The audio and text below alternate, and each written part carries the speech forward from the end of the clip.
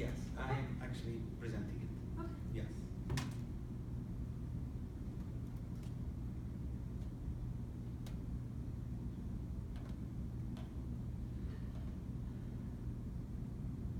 Hello, everybody. My name is Amgad Fahmy. I am presenting the CRISC overview session here in the Teaching Thursday. This is my first time teaching Thursday, and I am working through a couple things here, so bear with me a couple more minutes. We're gonna get started.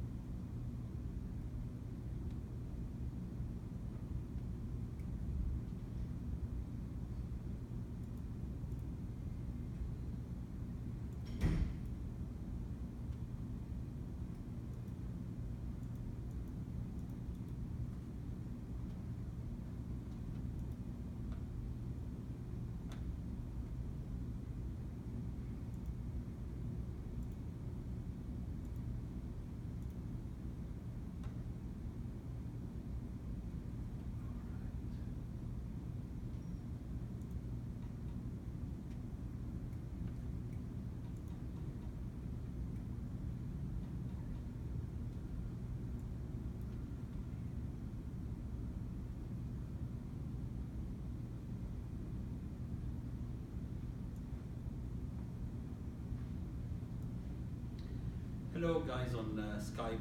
Can you hear me okay on Skype?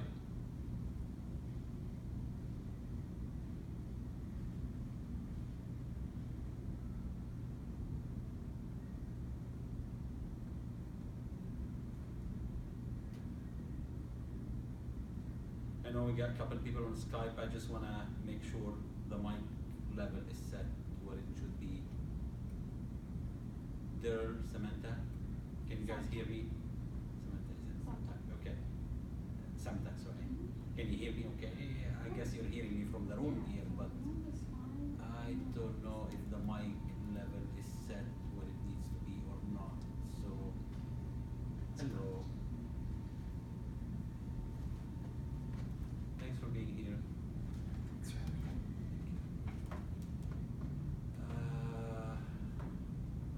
All right. I am hoping we're okay on Skype. If not, please someone flag me or just let me know. So I am also setting up. I'm also setting up Snagit video to capture the presentation. I have had hard time with the Snagit before. You know what? I think I'm gonna turn Snagit off because I'm only using PowerPoint. So I think it's much easier to send the PowerPoint. So okay, I turn Snagit off.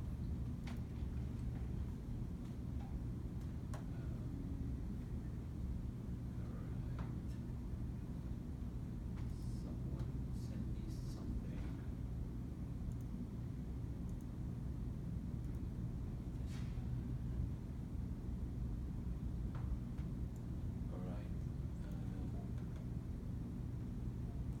All right, I'm gonna get started here, and if anyone here or know that we're not good with Skype, please let me know.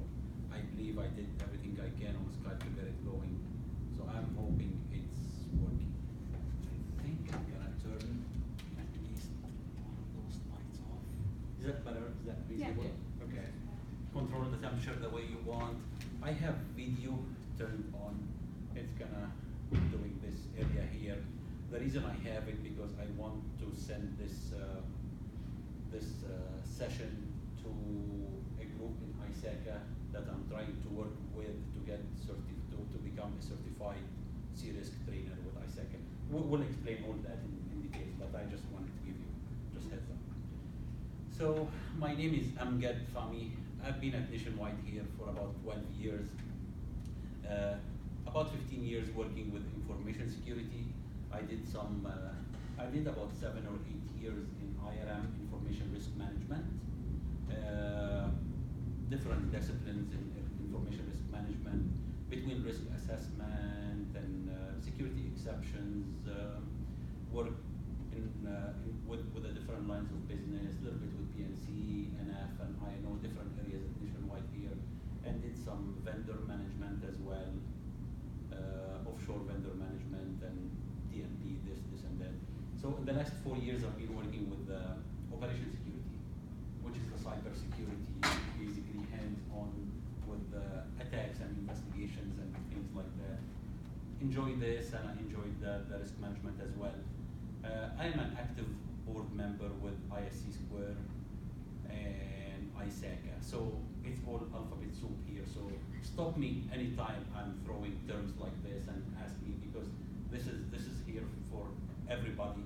And same thing with people on Skype as well. This is for everybody. So don't let me just get by with throwing terminology and acronyms like this.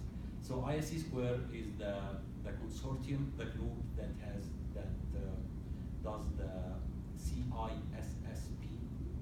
CISSP is a known information security certification, and they have 3-4 other certifications as well. ISACA is another, I would say, competitor information security organization as well. ISACA historically used to be more on the audit side, used to be managing security certifications and different recognition and degrees for audits and auditors. They did the CISA, CISA, and CISM.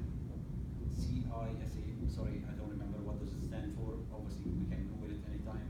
So CISA is more for audits and controls for practitioners, and CISM, the letter M, is for management. So same certification for management. Well-known organizations, both of them. CISA, ISACA has been around for 50 years. They're recognizing their 50 years anniversary right now. I'm focusing more on ISACA, obviously, because the session here is about CRISC, and CRISC is ISACA. Okay, I think there is just more people coming in. I am keeping my eyes on Skype just in case someone. So they can't hear on They Skype. say we can't hear you. Okay. Yeah. So let me see what I'm doing wrong here. Okay. Skype meeting. Okay, and someone else saying I'm hearing you fine. Yeah. So,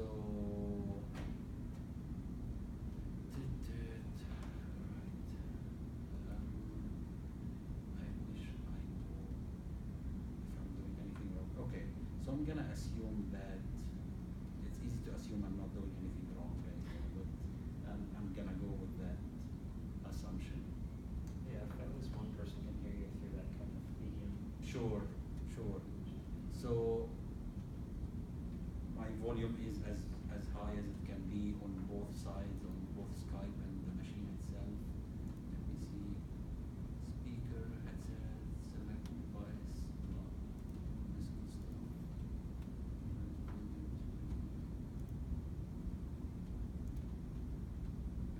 Okay.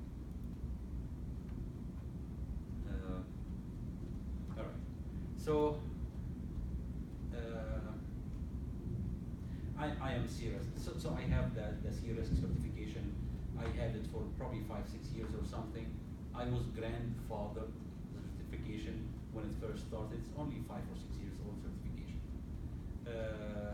I have CISP,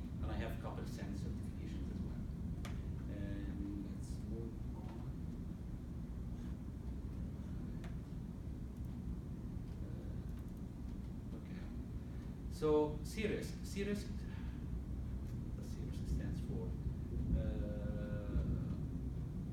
okay, I guess maybe it's time to Google it.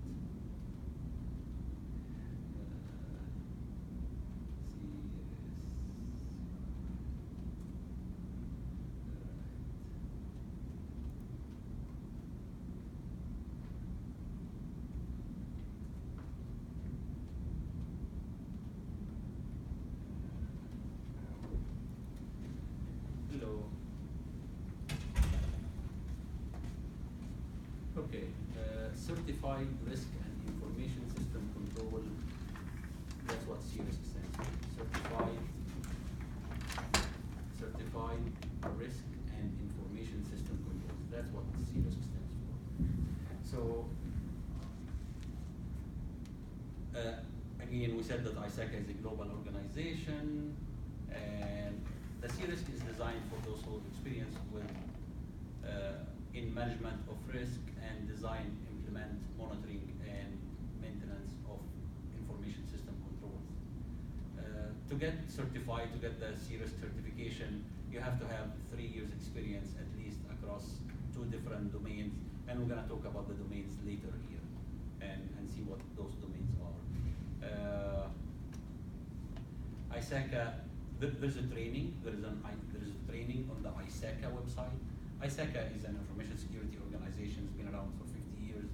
They previously had certifications around the IS controls, but now they're getting more and more into cybersecurity and so on and so forth. The training online available is something like $900 for non-members. $900 for non-members and $795 for members.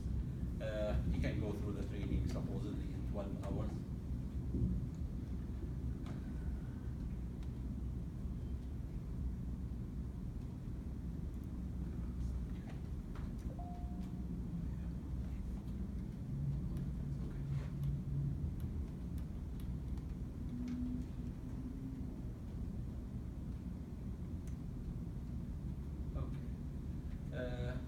So, why CRISC? Why CRISC is a good certification, or why CRISC is a valuable certification to have? It's made for professionals preparing for CRISC certified. This is the training itself. It's made for risk practitioners, students for recent graduates. So it's a good certification for someone getting in the information security career. Don't have to be so advanced or have years behind you. CRISC, they say the numbers are showing that it's the highest paying IT certification based on the 2018 skills and salary reports conducted by Global Knowledge, with an average salary of 6 digits, 1,100 and so on, $1,000. So very quickly about the exam, CRISC has 4 domains. The domains are IT risk identification. 27% of the test focuses on this domain. The second domain, just about 41 questions. The second domain is IT risk assessment, and 28%. IT response and mitigation, 23%. Risk and control monitoring and reporting, 22%.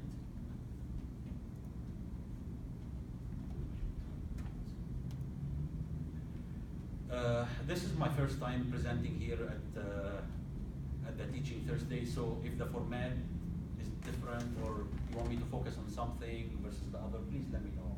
So, work in progress.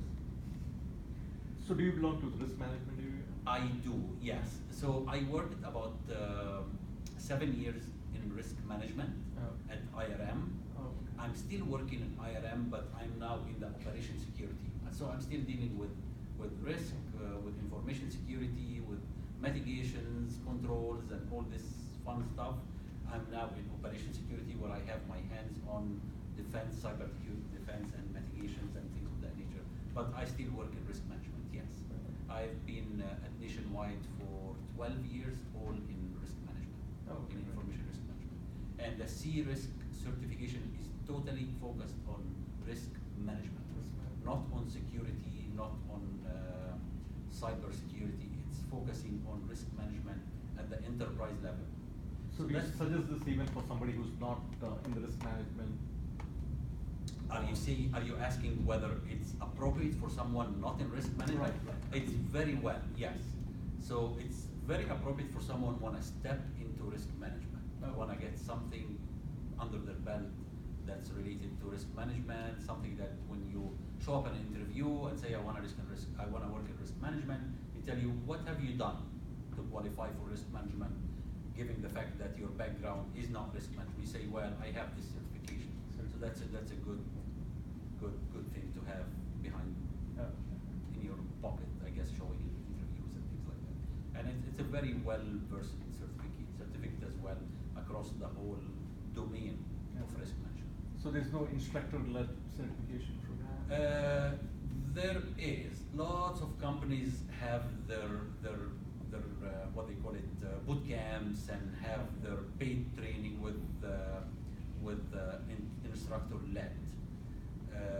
So ISACA had it for about 5 years or 6 years, the CRISC, and up till now they didn't provide any guidance for who does what, who trains it and who provides training and who is prohibited from providing training or not. So private companies, they all over provided training. Some of it was good, some of it was bad, some of it was expensive, some not.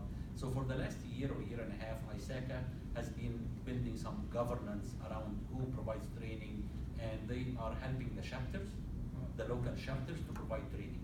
And this is why I'm here today. So I belong to the local chapter. Oh, okay. I volunteer and I'm on the board of the local chapter, and I volunteer to become a certified CRISC trainer. Oh. Sorry if I'm speaking too fast.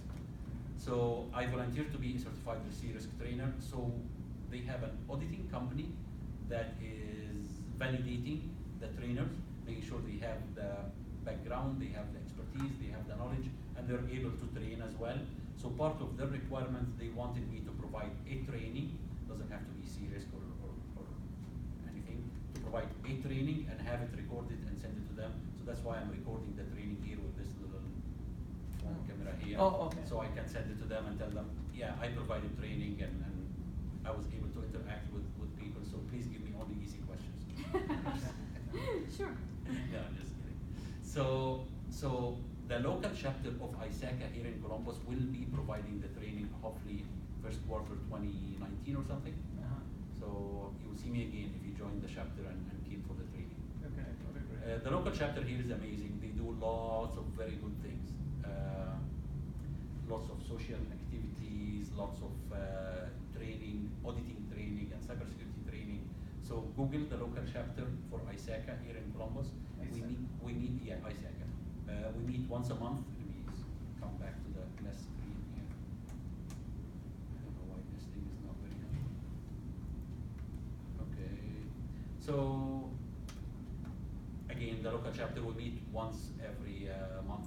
We meet the second Thursday of the month, I believe so. We meet either for lunch or morning. We have presentations and very interesting. If you join it, you will enjoy it. So right now we have this online training as part of Nationwide. What Nationwide is offering? Nationwide doesn't provide a formalized CRISC training. So I am here now presenting as part of the Teaching Thursday. So Teaching Thursday is an open academy, open school, open format. Anyone who want to present on anything can come and present. So I am not necessarily presenting in behalf of Nationwide. Okay. I am presenting in behalf of myself, in behalf of my expertise, my knowledge. So I'm not endorsed by Nationwide, so to speak. ISACA, the security organization, will provide training. I'm assuming it's going to be paid training, very low cost paid training for CRISC, hopefully first quarter 2019. So I know it's a little bit confusing as far as what's my interest or who am I presenting in behalf, but I hope I covered. Right, sure. Yeah. So you play basically. Yeah. So you just trying to help us. Yeah, I know most of the time people are presenting here something that is nationwide specific, so to speak, and so on and so forth. So it is nationwide specific. It is nationwide helpful, but it's not helps nationwide nationwide specific. as well. Yes. All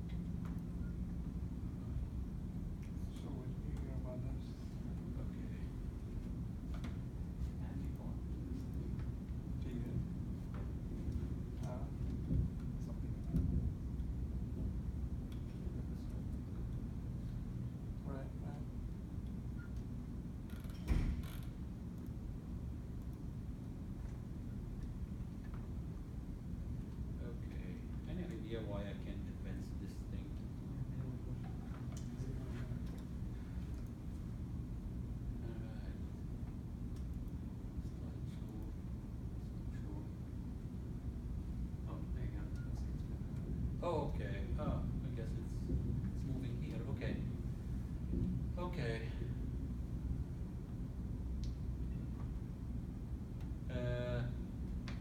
So what's risk?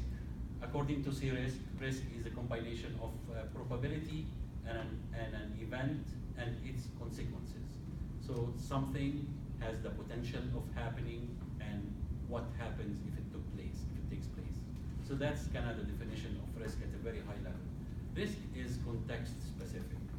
And this is an ideological thing a little bit.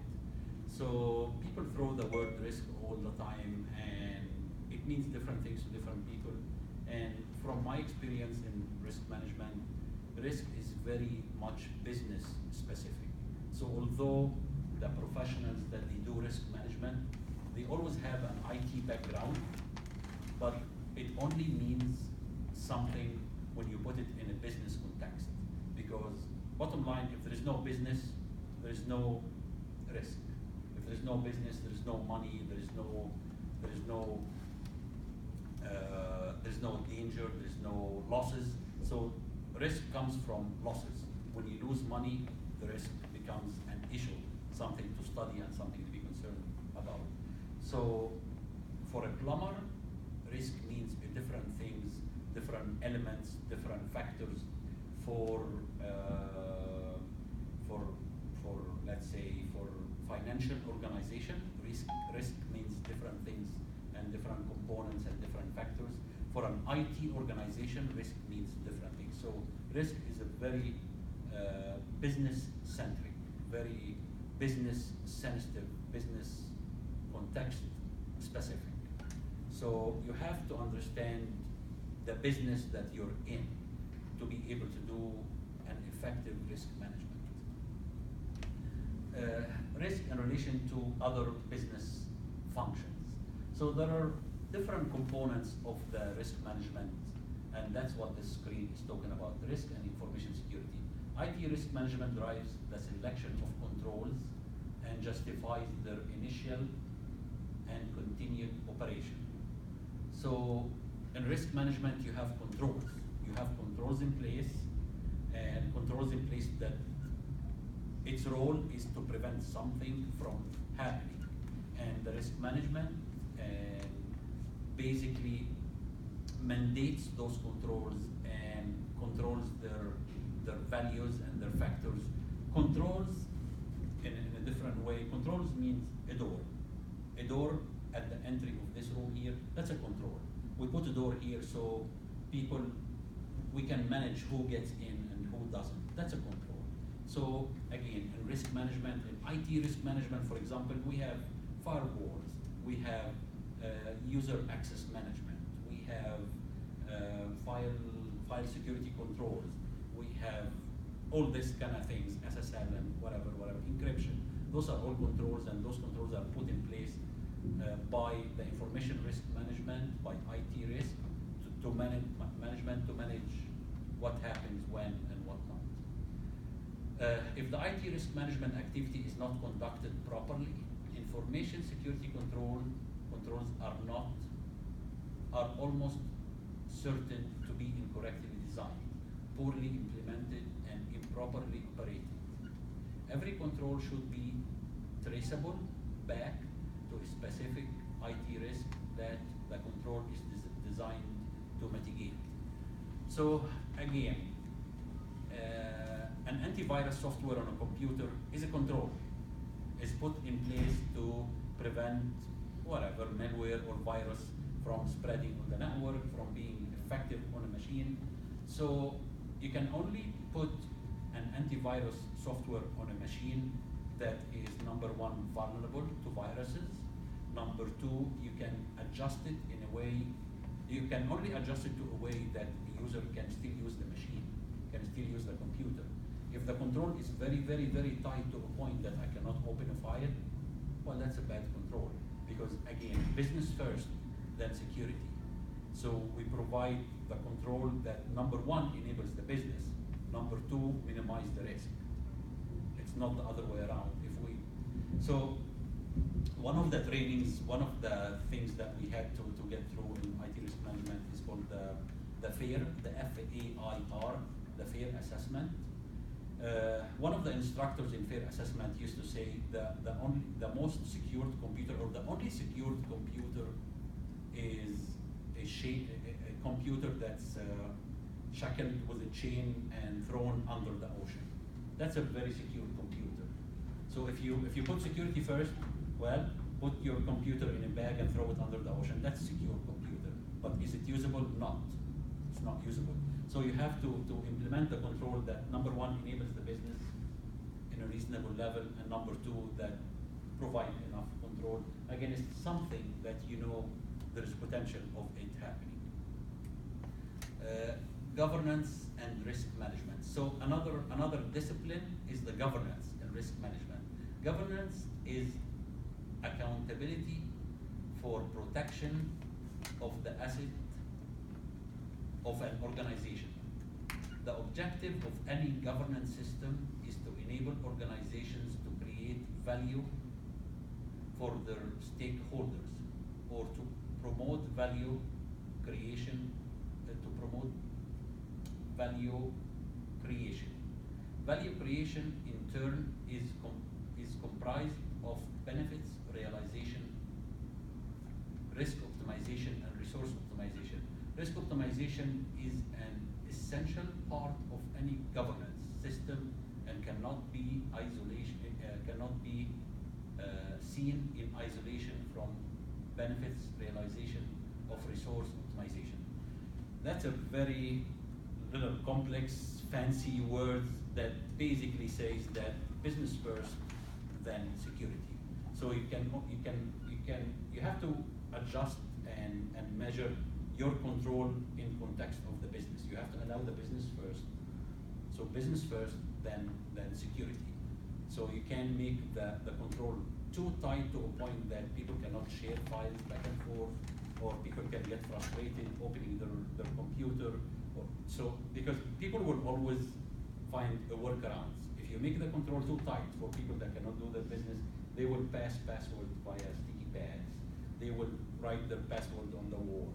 They will go share files on phones, on mobile devices, rather than use the methodology that you're trying to secure. So again, this is what this slide is talking about. Governance answer 4 questions. Governance provides, are we doing the right thing? Are we doing them in the right way? Are we getting them done well? Are we getting the benefits? So again, you put a control, or you put a process in place, or you put log management, which is a reporting control. When we get to this point, some slide here to explain it.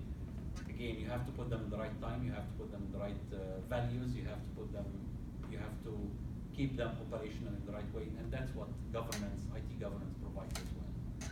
Risk management program. There are several key parts of an IT risk management program. Different risk management methodologies use slightly different terms to describe the components of an IT risk management. The C-risk candidate is not expected to be familiar with the details of each methodology, should be familiar with each methodology, but should be familiar with the general concepts and process flows related to IT risk management. C-risk overview. Risk management life cycle. So there are 4 domains, and basically those are considered the life cycle of a risk management program. Basically, I guess there are circles, so there is really no order, but presumably you can start from the beginning. You identify risk. So the practitioner, part of the role is to identify a risk. And then him or his group or his team or SMEs, the subject matter experts, would help in assessing the risk. And the next step would be risk response and mitigation. So now the group or the team or the program is responsible for mitigating the risk, and number 1, I guess, assessing the risk. Assessing the risk meaning understand the losses, understand the probability of this risk to take place, of this loss to take place, and what all the factors involved, and what all the controls we have in place and so on and so forth. And the ongoing, and the fourth one is the risk control, monitoring and reporting.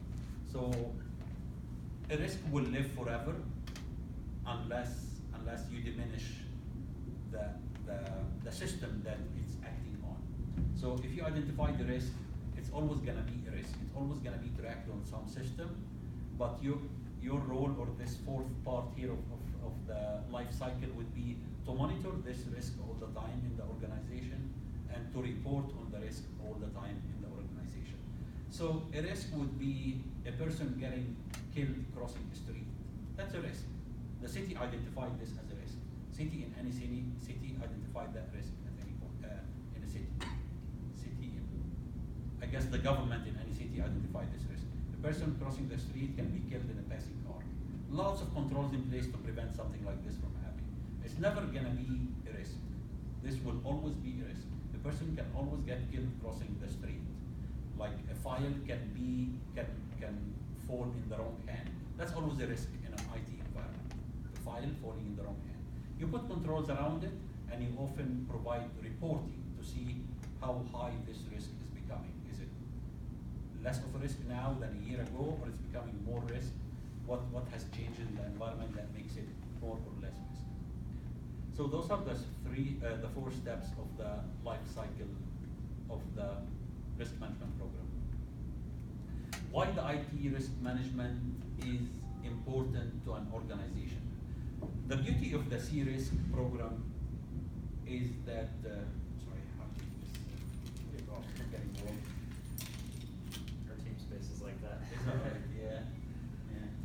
So the beauty of the C-Risk program is that it is an enterprise level program. So it's put together with the enterprise concepts in mind. It's made to be scalable. It's made to address all the challenges large enterprise like Nationwide has, that it's not four people sitting in the same room talking to each other all the time. It's known that the tasks are spread over miles of space and different rooms and different desks and different responsibilities and things like that. So it's always addressing the risk and the concepts in an enterprise scale. So why IT risk management is important to an organization? IT risk management provides better oversight for the organization assets. So if you have a good risk management program, you know what you have, because you can only protect what you know. So to do an effective IT risk management in a room like this, you have to count the tables. You have to have some inventory system where you have the tables counted, the chairs counted. You can't, because you cannot protect the tables if you don't know how many they are. Same thing with an IT risk management program. If you want to protect all the endpoints, meaning the laptops, you have to know how many laptops you have. So that's a reinforcement or another reason to have a good inventory system. So that's better oversight of organization assets, reduced or minimized losses, identify of threats, vulnerabilities, and consequences on a proactive basis. It's a work in progress program, proactive basis. You always assess your threats, you always assess the vulnerabilities. If just the fact that you have a risk management program will always challenge you to do that, will always force you to have an active vulnerability management system. Prioritize of risk responses, efforts to match organizational goals and priorities. A more holistic basis for an approach to legal and regulatory compliance.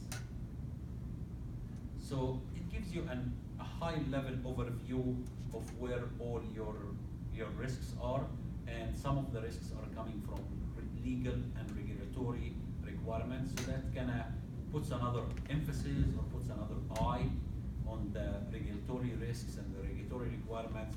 If it's a PCI requirement, you have to do this in areas that touches credit card, or if it's Department of Insurance requirements, or some global, some state code or some federal code that if you do this with people PII information, you have to protect it this way.